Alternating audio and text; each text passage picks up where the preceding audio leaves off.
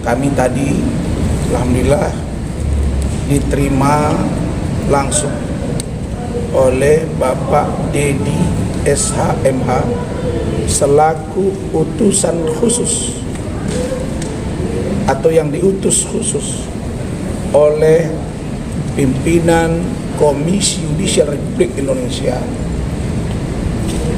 untuk menerima pengaduan kami terkait dengan dugaan pelanggaran etik yang diduga dilakukan oleh Hakim Ibu Sofia Tambunan bersama 2 anggota majelis hakim lainnya. Dan alhamdulillah juga tadi Pak Dedi sudah mengatakan bahwa sejak Kamis kejadian di PN Jakarta Utara, mereka sudah membuka data-data, mereka sudah melakukan searching terhadap YouTube, TV, Google, online, dan lain-lain. Dan prinsipnya mereka sudah tahu apa yang terjadi. Dan surat kami pada hari Kamis itu juga sudah masuk di bawah pimpinan Bapak Lecumanan SHMH. Dan hari ini surat juga masuk untuk melengkapi semua dokumen, termasuk video-video ketika berlangsungnya sidang di PN Jakarta Utara. Jadi kami terima kasih, dan yang paling penting lagi kita sudah membicarakan pada hal-hal yang teknis.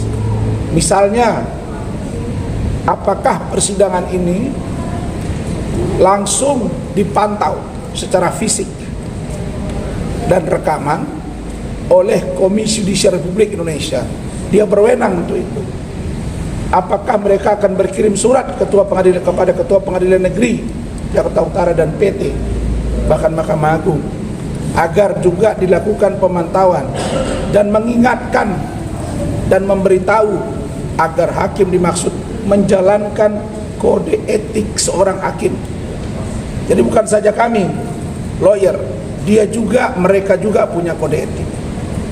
Bahkan ada juga peran dari dari Komisi Yudisial untuk menarik palu, begitu ya Bu ya, terhadap seorang hakim yang dianggap melanggar secara serius. Saya kira lembaga Komisi Yudisial Republik Indonesia hadir sebagai sebuah lembaga agar adanya keberimbangan dari proses persidangan.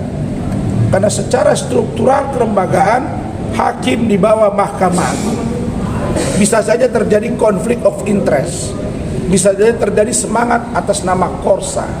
Maka ada Komisi Yudisial yang mengawasi perilaku dari hakim-hakim, termasuk Ketua Mahkamah Agung. Jadi inilah peran teman-teman semua dari media dan kita semua agar hakim tegak lurus.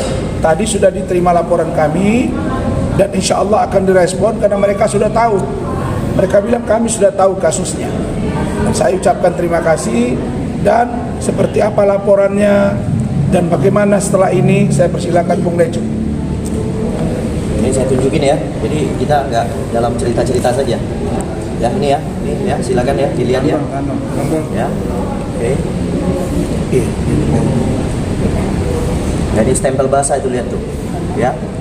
Bang Rasman langsung itu. Oke. Jelas ya, teman-teman. Jelas, bisa dilihat, bisa dibaca juga. Ya, ini kami melaporkan.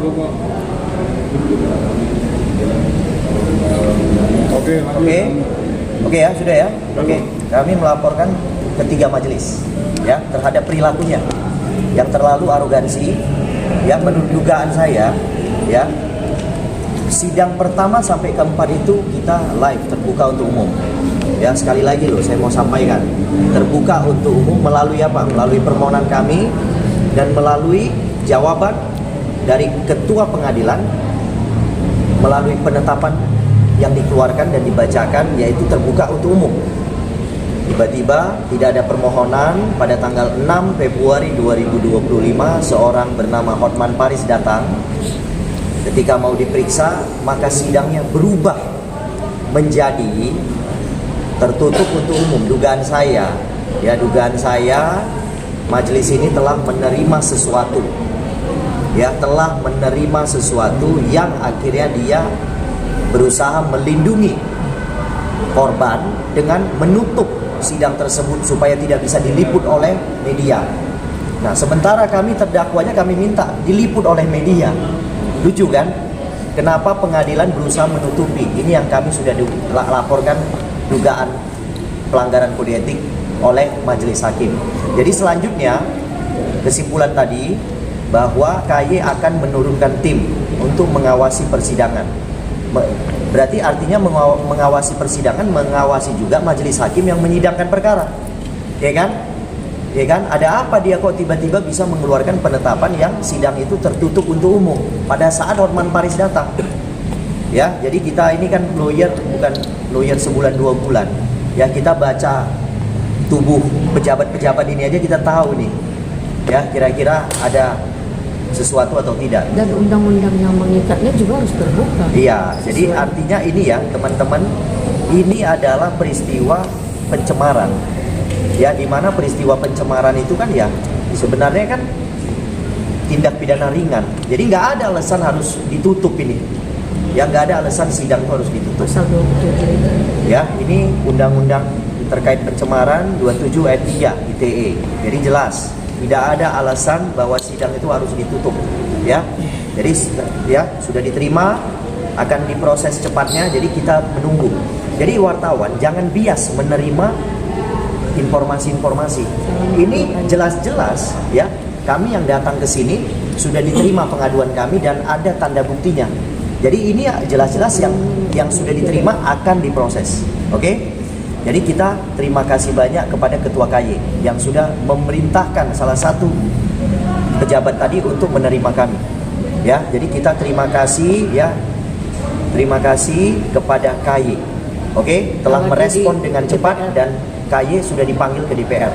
Untuk agendanya apa saya tidak bisa jelaskan di sini. Oke, saya kembalikan kepada Pak Kasman. Kenapa komisioner KY tidak ada tadi? Karena seluruh komisioner ada tugas hari ini yang serius, dan itu minta disampaikan kepada kami melalui pimpinan, disampaikan kepada kami untuk disampaikan oleh Pak Dedi. Pertama, sidang dengar pendapat dengan DPR RI. Yang kedua, mereka juga sedang berdiskusi tentang anggaran. Memang ada efisiensi perintah Bapak Presiden Prabowo Subianto. Tapi ada satu video yang menarik masuk ke kami. Itu video dari Bapak Prabowo Subianto, mana handphonenya? Barusan dikirim ke saya tadi. Saya kira ini bukan editan ya. Saya yakin ini bukan editan, karena ini suara beliau. Dan mimiknya juga tidak diedit-edit.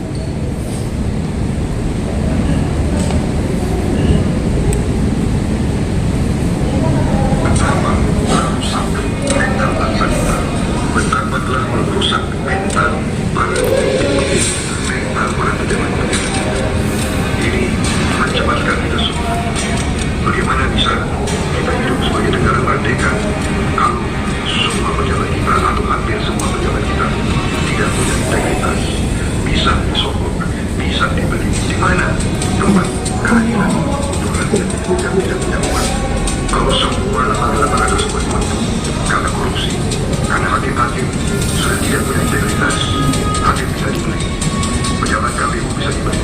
Kalau ini semua terjadi tanpa masa depan bangsa kita, gimana bangsa kita bertahan? Gunakanlah akal sehat kita, sungguh-sungguh negara kita menuju kegagalan.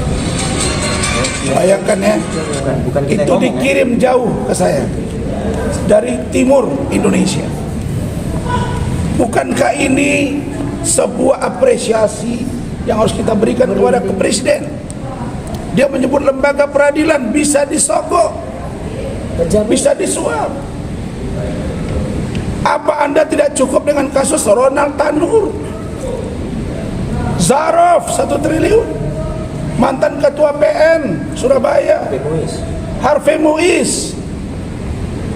Kalau ini tidak cukup membuat kalian sadar, maka janganlah pakai label yang mulia di persidangan. Jangan kena kewenanganmu megang palu kau suka-suka. Tidak boleh, bos. Saya sudah bilang kepada seluruh keluarga saya, kalian tenang. Tidak usah hukum Firdaus, hukum saya, karena dia berjuang untuk saya. Kalian yang ada di KAI, hati-hati. Di bawah pimpinan Siti Jamalia dengan Apolos, saya korbannya, ini korbannya. Tidak diperiksa Dewan Kehormatan, tapi diberhentikan.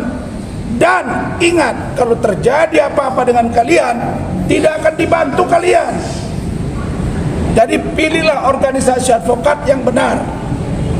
Yang ketiga, saya sampaikan stressing point Bang Otto Hasibuan, ada videonya di saya. Dia mengatakan jangan takut jadi pengacara, harus berani jadi pengacara, karena kita sesama penegak hukum. Bang Otto, saya juga pengacara, abang pengacara, Bang Yusril pengacara. Saya kenal kalian ini. Bahkan Bang Yusril pernah satu alumni dengan saya di Universitas Sains Malaysia. Saya tidak pernah mau bicara Bang Yusril, tapi saya yakin beliau mendengar ini. Di kasus Pak Irman Gusman kami sama-sama melakukan pembelaan hukum. Ada saya, ada Bang Yusril, ada Bang Magdir, ada Bang Fahmi. Kita satu tim. Kita sudah pahamlah posisi kita. Wahai rekan-rekan pengacara, bersatu kita. Pakai spirit korf kita, bukan untuk kita menzolimi orang, tapi saling dukung. Kalau kau tidak senang kepada saya, minimal kau jangan komentar. Karena yang akan saya bantu ini seluruh jeritan para lawyer yang berhadapan di pengadilan, karena memang dianggap sebelah mata oleh penegak hukum termasuk hakim. Jadi itu dulu di sini. Dari sini mari kita sama-sama ke Mahkamah Agung, dari Mahkamah Agung ke DPR RI. Ini peluang bagus. Di DPR RI sedang ada rapat dengar pendapat. Kemudian di sana ada juga Komisi Judisial, kami akan datang. Untuk informasi teman-teman, adindaku Habibur Rahman, Ketua Komisi 3 DPR RI, kasus Surabaya, kalian undang anggota ketua kepala kepolisian Polrestabes Surabaya, Semarang, kasus di sana. Kapolda kalian undang, kasus yang ada di Sumatera Barat. Kenapa ini tidak? Bukankah Anda sejawat dengan saya? Kita sama-sama, janganlah begitu. Jangan pejamkan matamu di kasus yang sudah terang benderang ini. Tanya kasus ini kenapa 34 bulan, bro. Ya, jabatan ini ada di sana, itu bagian dari titipan Allah. Saya juga pernah ada di sana, hanya saja Anda di DPR RI, saya di DPRD. Saya bukan marah kepada Anda, tapi saya kecewa kok Anda respon. Saya telepon tidak diangkat, tapi masuk.